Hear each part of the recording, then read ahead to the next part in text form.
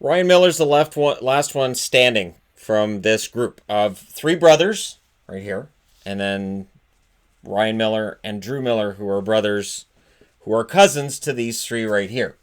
So the idea that I had yesterday was, I'm going to talk about Kevin Miller, who was a player I liked, and just did never, his career didn't end up being as long or as fruitful in the National Hockey League as I had hoped or expected, and yet he stuck with it for a long time. And then it became, well, I could talk about his brother Kelly, and then it was, well, if Kelly's going to be on the board, I got to have Kip, which turned into, well, I'm going to have to talk about Drew, and then we're going to have to talk about Ryan, so here we are. And I went with a Rangers jersey because it all starts with the New York Rangers drafting these two. So Kevin Miller, 1984, 202 overall. 1982, Kelly Miller, the first one, the oldest one. 1982, 183rd pick overall. What's interesting with the Millers is none of them really highly drafted. Kip, drafted by the Quebec Nordiques, 72nd overall in 1987. So American family, and they did pretty well for themselves. Born out of Michigan. 24 games for Kevin Miller his first year, 3 goals, 5 assists, 8 points. Now, I'm not going to get into every single season of all these players, or this video is going to take about an hour and a half. So I'm going to try to stick to points, and yeah, it kind of qualifies as a madness video by the sheer number of magnets. 90-91, 22 goals, 51 points overall, 74 games. Do believe that's the highest number of points he had in a season was 51. And boy, I tell you, I like Kevin Miller. I did.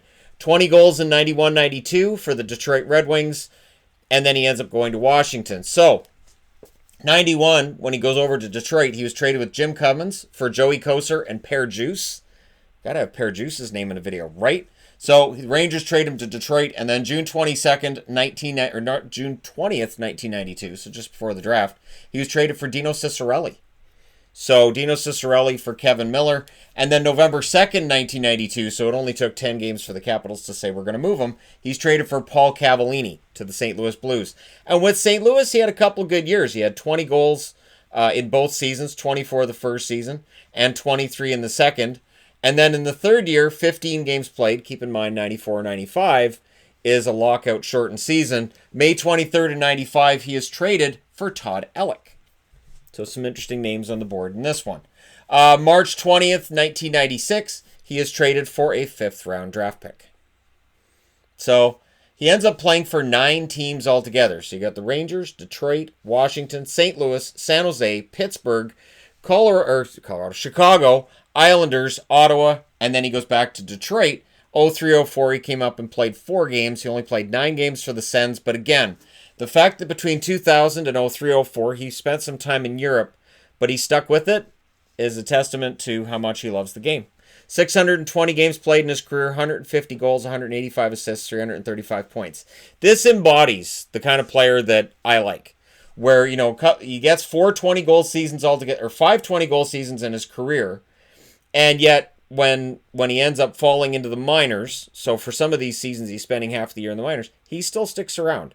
He's still there. So he's still, if they're going to call somebody up, they'll call him up. And in the playoffs, he played pretty well. His playoff numbers weren't bad.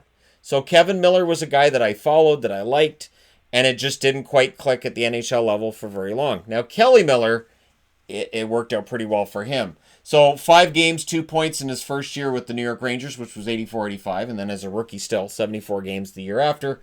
13 goals, 20 assists, 33 points. January 1st, 1987. So the first day of 1987, he's traded to the Capitals with Bob Crawford and Mike Ridley for Bobby Carpenter in a 2nd-round draft pick, which became Jason Prosovsky. This is a trade that's won by the Capitals. It's won by the Capitals because you can see Kelly Miller played a long time with the Caps. Solid defensive forward, and he could score goals as well. He hits 20 goals in 90-91, 24 goals, 26 assists, 50 points, but he gets close other seasons. 88-89 where he had 19 goals. 89-90 he had 18 goals, and 92-93 he also had 18 goals. 1,048 games played in his career, 181 goals, 282 assists, 463 points. So if you're looking for the most successful career from the Miller family, you can point at Kelly Miller. But that's where Ryan Miller fans would say, hey, not so fast, and I agree, that's on the other board. There are 2 boards for this video. So Kelly Miller, not an all-star, not a guy who had a Selke trophy, but pretty solid career, and this is the kind of player that, again, I find myself cheering for, because there is no one season where he puts up these awesome stats, but he's there every single year, and he's a very reliable player. And I really thought that Kevin, his brother, was trending in the same direction. But again, Kevin had a harder time staying in the National Hockey League than did Kelly. Kelly is last year in the NHL, 62 games played for the Caps, 2 goals, 5 assists, 7 points. So he finishes out his career in the NHL in 99, and 1,048 games is pretty impressive. So that's 1,600 games combined, and now we're going to put it over the 2,000 mark with Kip Miller. Kip Miller, who came in with the Quebec Nordiques in 90-91, 13 games played, 4 goals, 3 assists, 7 points. And who liked Kip Miller? This guy. Yep. Because again, 3 brothers, and I thought, this is kind of fun. I hope they all play together at some point, and sadly they didn't. That's the sad part, is that they didn't. 92-93, you get Kevin Miller in a Capitals lineup with Kelly, but that's as close as you get to having them all together. Outside of that, Kip Miller would play for the Capitals, but it would be after Kelly Miller's already left the team. So you have to play for the Capitals if you're one of these brothers. The cousins, they didn't play for the Capitals. Now, when you get through his seasons here, he gets traded to the Minnesota North Stars March 8th of 1992 for Steve Maltese. So that's kind of a surprising one. And then October 5th of 1998, so he's a free agent when he goes to San Jose, the Islanders. Chicago, goes back to the Islanders. He was claimed on waivers October 5th, 1998 by the Penguins. The Penguins give him a full 77 games. 19 goals, 23 assists, 42 points. The remarkable thing to me is that these brothers really did have very similar stats when they were given full seasons in the NHL. This is why I was like, all right, here we go. Now it's Kip Miller's turn, and this was in 98-99. So that's the last season here for Kelly Miller, and Kevin Miller plays for the Islanders that year. So they're all in the same division now. Actually, I think Pittsburgh was in the Northeast Division at that stage. It's fine. Everybody will correct me in the comment section anyways. And then January 29th, 2000, he was traded for a 2000 9th round pick. So he's traded back to the Pittsburgh Penguins, where he put up 3 goals and 8 assists. So the Penguins liked him enough to have him in their lineup twice. And the Pittsburgh Penguins had Kevin Miller in their lineup, never had Kelly in their lineup. So 66% of the brothers had to play in Pittsburgh as well. And then, of course, he was with the Islanders. 3 separate occasions he played for the Islanders, including 01-02, where he played 37 games and had 24 points. 02-03, his first year with the Capitals, he puts up 50 points in 72 games, which, points-wise, is his best year in the National Hockey League. And yet, 03-04 would be his last year, 66 games, 9 goals, 22 assists, 31 points. And that's where his career ends with 449 games played, 74 goals, 165 assists, 239 points. So the 3 Miller brothers, if you're going to talk about bloodlines in the NHL, these guys, pretty impressive overall. But we have to get to their cousins. This is the first video in a while where I've had to change boards, isn't it? Now, Drew Miller, 2003, he's the 186th draft choice. Ryan Miller, his brother, 1999, 138th draft choice. Again, none of these guys get drafted early, which is part of the reason that I like these guys, because when you're a mid to late round draft pick and you still make it at the NHL level, that's kind of impressive. Now, the interesting thing is, 2006-2007, Drew Miller doesn't play a game during the regular season. He plays 3 playoff games.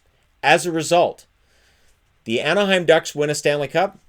That's the first Stanley Cup ring won by a member of the Miller family, which is weird, right? You would think, with all the years played by the other guys, well, all the teams Kevin goes through, one of them had to win the cup. Nope. So Drew Miller, 26 games played the following season, the regular season, 5 points. He was a decent enough fourth-line option. Now, August 13th, 2009, he was traded to the Tampa Bay Lightning for Evgeny Artyukin, and neither player really was a hit with their team. So after 14 games without a point, Drew Miller's put on waivers, and Detroit says thank you very much. They picked up Drew Miller, and clearly they liked Miller because Miller played a number of games, over, 500 games for the Detroit Red Wings? Yeah, it works out to about 500 games for the Detroit Red Wings. And again, his best year, 14 goals, 11 assists, 25 points in 2011-2012. His career ends in 2016-2017, 571 games played, 62 goals, 60 assists, 122 points. So as a family, we're up to about 2,700 games played? It's a lot. And of course, I had to put on this board, make sure, because I did this up last night. I'm like, okay, Shannon, make sure you mention their cousins. Not that all 5 are brothers, because there were times where I thought all 5 were brothers. So don't make that mistake, because not all 5 of them are. They're not the Sutters. But this is kind of an American version of the Sutters when you think about it. The Sutter brothers were hard workers. They were tough. And none of them really huge all-stars by any stretch, but pretty darn good players as well. So, yeah, this is kind of along that line. Ryan Miller, who was drafted before Drew Miller, but his career's gone on after. And his career began before. He was the goalie of the future for Buffalo. And despite that title, he actually had a tremendous amount of success. Now, Ryan Miller is the all-time leader in wins for an American-born goaltender. And February 17th, 2019, he reached that mark. What's interesting is he didn't start out as a goaltender. He started out as a forward. But he was so upset, and this is a report I was reading last night when I was researching for this. He was so upset with the goaltending on a team he was playing for as a teenager that he's like, I need to play goal. Let me play goal. And his dad agreed, okay, you can play goal, but you have to get 2 goals and 3 assists in the next game. And then I'll get you the equipment you need to play goal. So he did it. So Ryan Miller started out as a forward and then decided I need to play in net. And it was the smartest decision he could have made. Now, his first year, .902 save percentage, 15 games played, 6-8-1 record, no 203. The year before the lockout, he played 3 games, lost all 3, and he had a .795 save percentage. So, yes, he should be the next guy, but you had Biron. You also had Norinen, who was seen as a future goaltender for Buffalo, and there was some discussion about, which way are they going to go? But it seemed like it was definitely going to be Miller's net. Well, coming out of the lockout, it was Miller's net. 48 games played, a 30-14-3 record with a .914 save percentage. He records 40 wins in 06-07, 41 wins in 09-10, and he has a great record all the way through. Now, it starts to erode as Buffalo gets worse. So 17-17-5 in 2012-2013, but the .915 save percentage. And then 2013-2014, 40 games played, 15-22-3 record, but a .923 save percentage. So while we look back at St. Louis picking up Ryan Miller and we go, that really didn't work. St. Louis had every reason to think that it could, because Miller was having arguably one of the best years of his career outside of 2009-2010 when he had a .929 save percentage. So he gets traded to St. Louis with Steve Ott for Yaroslav Halak, Chris Stewart, William Carrier, and a first-round pick that became Jack Roslovic, because it was moved to Winnipeg before the draft, and a third-round choice as well, which was traded before the draft. So it's a lot that St. Louis gave up to get him. And then they go out in the playoffs. With St. Louis, he was 10-8-1 in 2013-2014, .903 save percentage. And then he would sign as a free agent with the Vancouver Canucks the year after. Now he helps to get the Canucks to the playoffs, a 29-15-1 record with a .911 save percentage. What's interesting is the Canucks get appreciably worse the year after his first season. 2015-2016, 2016-2017, he wins a combined 35 games, loses 53, and loses another 15 between overtime and shootouts. But his save percentage those 2 seasons was .916 and .914. And that's where my respect for Miller went to another level. When other goaltenders, you could forgive them for their numbers getting worse, Miller did everything he could to keep the puck out of the net. Miller showed he's not a guy who takes a night off. And it was very, very impressive to watch. And then as a free agent, he goes to Anaheim. He's been their backup. 28 games played that first year. 12-6-6 with a .928 save percentage. Now, his save percentage numbers have dropped. This season at the pause, 9-6-4 with a .907 save percentage.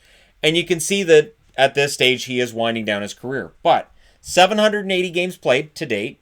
387 wins, 281 losses, and 86 overtime or shootout losses. A .915 career save percentage. That is highly respectable. It's actually pretty darn good. And again, he is the all-time wins leader among American-born goaltenders. And if not for being upset with his own goaltending as a kid, he might have ended up with a career sort of like Kevin's or Kelly's or Kip's. Which makes you wonder, so if one of his cousins had picked up a goalie stick and a blocker and decided to play net instead, how might things have been different? That's the wonders of sports. We'll never know. But we can always endlessly speculate on it, right? So there you go. Just to look at the Miller family in the National Hockey League, and it is a pretty good story between 5 guys who played for a long time. Miller's already been in there for a long time, and you get the feeling he might come back again next year. I could see it, especially with the pause. He might say, yeah, I can come back for another year. And I think Anaheim would be willing to take him back for another year. I think his numbers have been strong enough that, yeah, he might be able to bounce back. But we'll see, right? Let me know your thoughts in the comments section below as always. Don't forget to hit like and subscribe if you're browsing your way through. You just happened upon this video. Remember, stay home if you can. Stay safe when you can't. And hey, thank you guys so much for all your support. I will talk to you again soon.